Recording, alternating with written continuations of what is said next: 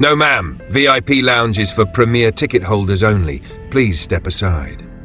The guard's flat palm rose like a barricade, blocking the sliding glass doors just long enough for them to hiss shut behind him. Leah Fernandez hesitated on the polished station floor, fingers tightening around her day pass. "But I am premier," she said, her voice quivering more from the shock of confrontation than from doubt. "Platform agent upgraded me this morning." The guard, tall, square-jawed, nameplate M. Foster, gestured toward the general waiting area. "You must have misunderstood. That badge is bronze, not platinum. Lounge rules. Over there is open seating." A handful of commuters slowed, sensing drama like static in the air. Some watched with curiosity. One woman frowned, already anticipating a social media post. The VIP sign behind the guard glowed gold, mocking Leah in oversized serif letters. Before we continue this story, let us know where you're watching from. If you enjoy stories like this, hit the like button and subscribe to my channel, because tomorrow we have another special story for you. "I just need a quiet place to finish a proposal," Leah tried again, pulling up the confirmation email on her phone. The guard barely glanced at the screen. Screenshots are easy to fake. He shifted to block her view inside the lounge, where leather chairs and glass pitchers of cucumber water sparkled under skylights. "Now move along." Heat seeped up Leah's neck. She'd spent the morning at City Hall, pitching her community garden initiative to the Mayor's Planning Council. The meeting had gone better than she dared hope, until they asked for a final presentation by day's end. Time zones meant she had a single 2-hour gap, and she'd banked on the lounge's reliable Wi-Fi, a desk, and honestly, a moment of quiet. "Sir, please look me up in the system," she insisted, proffering her ID. Leah Veronica Fernandez, upgraded by station management as courtesy for presenting at the... "Fernandez?" he smirked. "Look, Veronica, I'm sure you're lovely, but this lounge hosts real VIPs, corporate donors, officials, not day-pass tourists with bronze tags." The deliberate mispronunciation, the dismissal, the sting was sharper than a slap. Leah's voice caught. Behind Foster, she spotted 2 executives in navy suits sipping espressos. One noticed her through the glass, curiosity flickering before turning away. Leah's heart thudded. A woman in nurse scrubs walked past, muttering shame. Leah exhaled, forced a polite nod, and stepped back. Her throat tightened, but she swallowed the tears. She would find another table, another network, another way. 3 months earlier, Leah hadn't imagined her urban agriculture dream would edge this close to fruition. She'd volunteered in every vacant lot cleanup from Cavite to Chicago, chasing the same belief: food grown together heals the soil and the neighbors. When her aunt in Metro City called about an unused rail corridor slicing through blighted neighborhoods, 50 acres of sun-soaked dirt, Leah printed renderings overnight. But projects required political buy-in, and political buy-in required an advocate. Enter Mayor Raul Trinidad. A second-generation Filipino-American with a reputation for pragmatism, Trinidad had surprised many by courting grassroots voices. Leah had attended one town hall, pitched her corridor garden concept during open mic, and watched his brows rise. He'd given her his assistance card. 1 month later, here she was. Proposal Phase 2, pending final revisions. But now a guard's snap judgment threatened to derail her timeline. Leah trudged down the concourse, scanning for open outlets among crowded benches. None. Kids sprawled on floors charging tablets. Tourists guarded suitcases the size of refrigerators. Near track 4, she found a plastic chair by a vending machine, the hum almost drowning announcements. She set up her aging laptop anyway, praying Wi-Fi signals would reach. They didn't. She stared at the spinning connection icon. 45 minutes until her Zoom call with the mayor's strategic chief. Panic tightened her chest. She typed an SOS text to May, her best friend and fellow activist, who replied instantly, "Take a breath. Ask staff again. Maybe not all gatekeepers are jerks." Leah inhaled. Right, she rose, scanning for any employee besides Foster. Near the info kiosk, she spotted a badge-wearing janitor replacing trash liners. Everyone is a potential ally, she reminded herself, approaching. "Excuse me," she began, forcing a smile. "Do you know if there's public Wi-Fi stronger than the main signal?"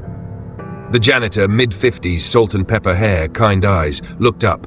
"Signal's patchy outside VIP." He noticed her drooping shoulders.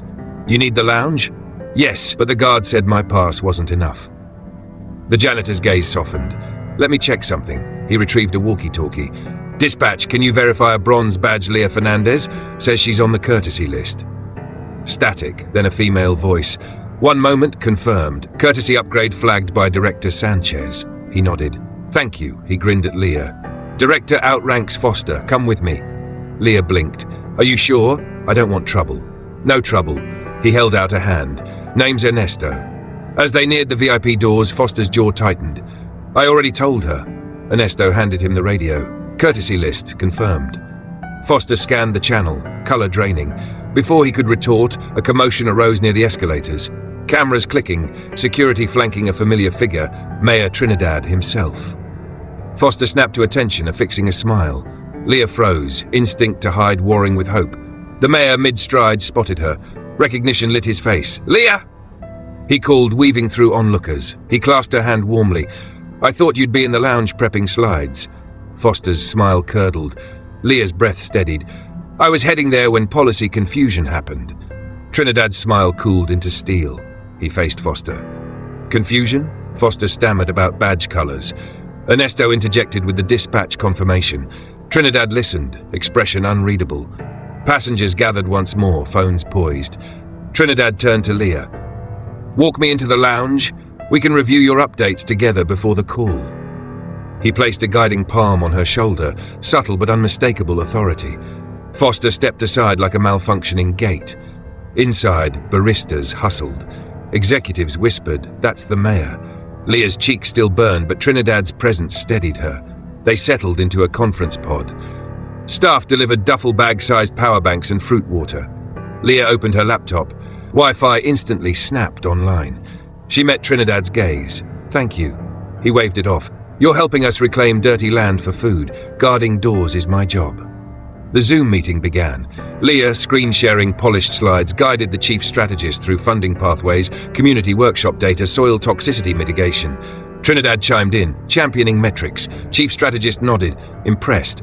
"We can advance to implementation vote next week." Call ended. Leah exhaled shaky laughter. "I couldn't have done that on a bench." Trinidad leaned back. "Your poise under fire convinces me more than slides, but we must address what happened." At that moment, Station Director Sanchez arrived, having heard from dispatch and Ernesto. Foster trailed behind, hat in trembling hand. Sanchez apologized profusely, protocol misinterpretation, retraining, etc. Leah, still raw, simply said, "I just want equitable access." Trinidad spoke up. "Let's turn this mistake into policy. Leah's corridor garden will include a welcome gate, a farmer's market inside the station concourse. VIP Lounge will host quarterly exhibits by local community groups, and training ensures courtesy upgrade recipients aren't judged by attire." He eyed Foster gently but firmly. "Understood?" Foster nodded, voice cracking. "Understood. I apologize, Miss Fernandez." Leah considered, then extended her hand. "I accept. Help us in the garden launch. Bring volunteers." Relief washed over his features. Weeks later, grand opening day. The once abandoned rail corridor burst with trellised tomatoes, sunflowers and sinigang herbs. Children painted birdhouses, commuters browsed produce stands manned by retirees who once avoided the area. Mayor Trinidad cut the ribbon with Leah and, to her surprise, Foster, now community outreach liaison, beside them. Local news aired footage titled, "From Gatekeeping to Garden Keeping."